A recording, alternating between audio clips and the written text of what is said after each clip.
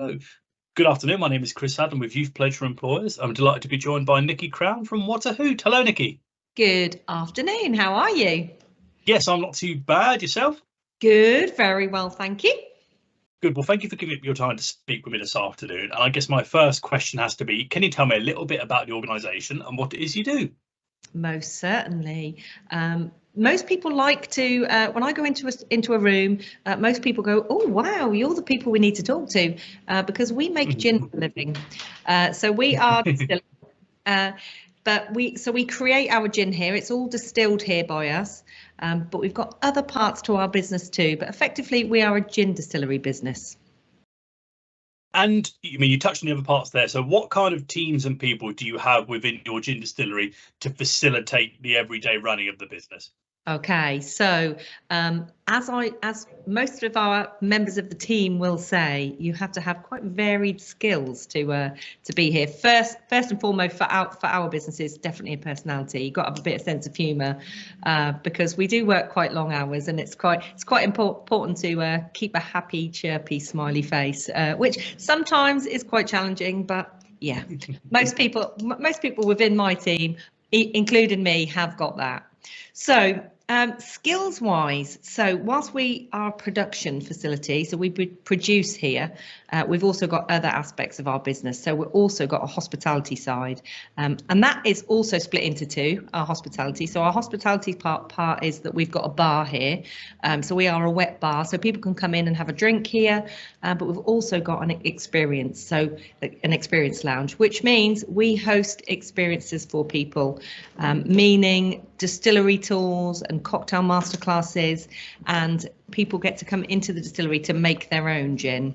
You will see people heading past me in the background because we are redistilling people's gin that they've created here today. So you will see people passing you in the background. So as well as those two, so we've got the hospitality side of our business as well as a retail shop. So that's another skill that is within this industry here, or my business predominantly. No, that's fantastic. It's really interesting here. And you've touched on the variety of skills needed, as you said there. So, you know, taking into account some of the examples you said there, like hosting a cocktail workshop or a tour, as you said there, like, you know, an ability to sort of, you know, have a bit of character and communicate effectively well with people sounds like the backbone of, you know, of what you do on a daily basis. Would you say that's right? Most definitely. I can teach people how to do things, but the key element is personality. You're standing in front of strangers. You know, this Saturday afternoon, I'll be standing in front of 16 strangers. And I always say to them when they arrive, 16 strangers have just arrived in the room and 16 new friends will leave, because they will get to know lots about our business. I'll teach them lots along the way. So it's really important to have the skill around having the confidence to be able to talk to somebody that you don't necessarily know. And that all starts with that really important skill of eye contact and smiling. So it comes from within. And I guess, you know, speaking as someone who's done these kind of, how do I put it, presentations and talks and group things as well, I guess the ability to, how do I put it, you obviously, you know, your industry, you know your product, you know what you're doing really well. I guess that ability to take on information, learn and grow must make the whole communicating with people a lot easier when it's about something you're passionate about and something you've put the effort into learning about as well. Most definitely. You said that really key word, passion. Each and every single member of my team is passionate about what we do here, all within their own little sectors of the business, because most of us will pretty much do everyone else's job. So we're fairly multi-skilled here. It can be anything from sorting out a PowerPoint presentation, doing some IT work, as well as creating a cocktail, as well as those all not quite so glamorous jobs of making sure the toilets are all clean and ready for people before they arrive. So it's just a question of having a bit of a passion for what you enjoy, having a passion for what being able to, I think for us, our passion that goes all the way through this is to give our customers and our visitors to this experience and to this distillery the best possible experience. So to really have passion about what you're giving to the customers, if you like. Yeah, you raised a really good point there, because you touched earlier on, I know you were talking about customers, but how you can teach people things. You know, if a young person were to come into the organization and you were, say, training them up to be a member of your team, as you say, you can teach them the distillery process, you could teach them the techniques and stuff, but you can't teach passion, and you can't, you know, you can teach a little bit about how to communicate with people and stuff, but that core want and belief in what you're doing, you know, you can't teach that. Most definitely. And whilst touching on the subject of this, yes, we're gin distillers. I can make gin. Me and my husband make some pretty amazing gins here. However, my business is only 6 years old. 6 years ago, I wasn't making gin. So in that time, me and my husband have taught ourselves how to make some rather nice gin. So you can teach an old dog new tricks. You can teach a young one them much quicker. So believe me, nothing is impossible. And our whole ethos here is that you can do anything you want to if you apply yourself and put your mind to it. No, it's a great ethos to have. And, you know, you paint a picture of a job where, you know, there's a lot of variety, you know, no group of people you interact with or day is the same. And it leads me quite well on to my next question, which is, I know there's no such thing as a typical day in any industry. It doesn't exist, you know, but, you know, in your role, what do the good days look like and what do the challenging days look like? Okay, so in my personal role as the business owner, let's do the good days. So the good days are the weekends when we actually have people here rather than just the team, when we're beavering away. So when we've actually got visitors here that come submerge themselves in this distillery and what we do here, and the feedback you get from people, there's something really special about creating something that you give to somebody, and their feedback to you is that they've had a fabulous time. They've just from their body language, the communication, you know, of how they tell you, and you just can't put words to that. So that is that's the high point for me in my job role. Plus, another point as being the business owner, it's we've got a team of in total now, I think there are 11 of us in total, couple to come and go.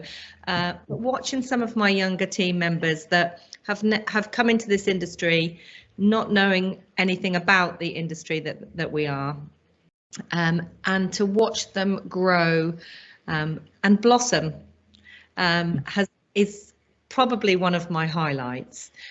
It's really lovely to think that even though my business is only six years old, almost 6 years old now, to watch my young team come in, learn their skill, learn something every day, because every day is a school day, as we say here in this gin school. Learn something new, and just to watch them grow in confidence, grow in their skills, and then to watch them passing that on to the even younger members of the team. So that's a highlight for sure. The downsides, I guess, would be it's boring stuff, really. But the stuff that is really important as a growing small business, the HR side of things, yeah, I have paperwork I have to do on a daily basis. Health and safety, those sorts of things, they're really important, but they don't make me tick. They are key to running a small business. So they're probably the less exciting days, shall we say. You touched on it there, and how do I put it? When I've been doing these employee talks, I've spoken to a lot of people who started their own businesses, you know, and they've had to learn lots of different things along the way. You know, when your business first started out, what's the one sort of area of running your own business that you know that maybe was more complex and trickier to get your head around than you thought it would be? I think the trickiest part is, as we're growing, we started this business, my husband and I, 6 years ago. As we are growing and developing our business, we are bringing new members of the team on. So my team has grown from my husband and I to almost 11 of us in total. And I say almost 11 because it sounds like they're not real people, but they're people that come and go, those extra couple. Yeah. So, so that sounds dreadful. So I think the challenging part has been, we're really passionate about what we do. We want the very best for our business. And as people come onto the team, it's just making sure that everybody else wants best, which they do.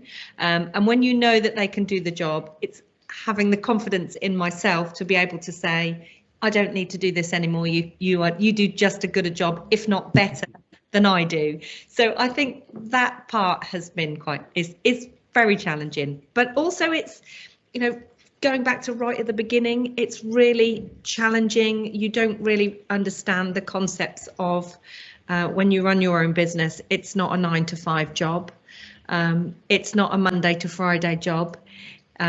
It's a 24 hours a day, 7 days a week job. So I think that is really key.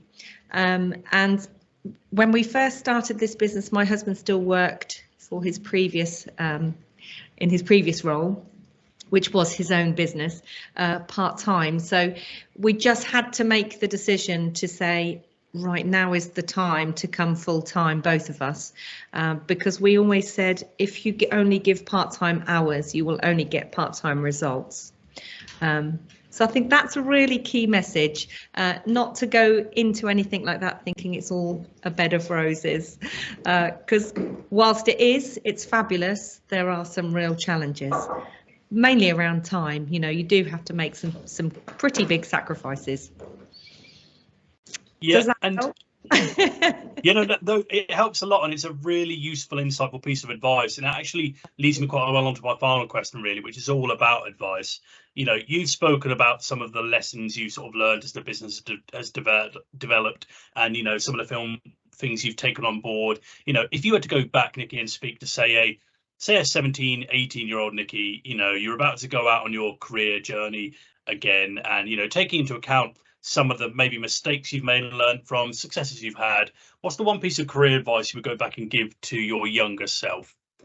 Oh, so when you're at school and you're at college, you're doing your A levels, you're sitting your exams, whatever, you're at those teenage years in your life, and all the adults in your life say, make the most of it, work really hard. And to an extent, as a teenager, you say, oh, what do you know?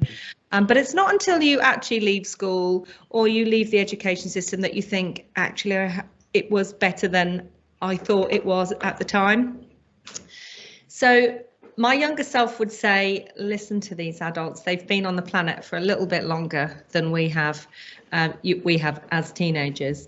But the most important, I think, is that it doesn't matter once you come out of school. I regret my school life. I really wish I'd have worked a little bit harder. However, that's not the be all and end all of everything. I did my further education as a mature student, so I did my further education as a grown-up. So I graduated when I was quite old, and I would also say that it's really important to have confidence in the ability to fail. I always say, fail, learn, and start again. It's okay to fail, to not do what you thought you would do, or if you haven't quite achieved what you thought you might achieve, but learn from it and start again, because it's not the final chapter.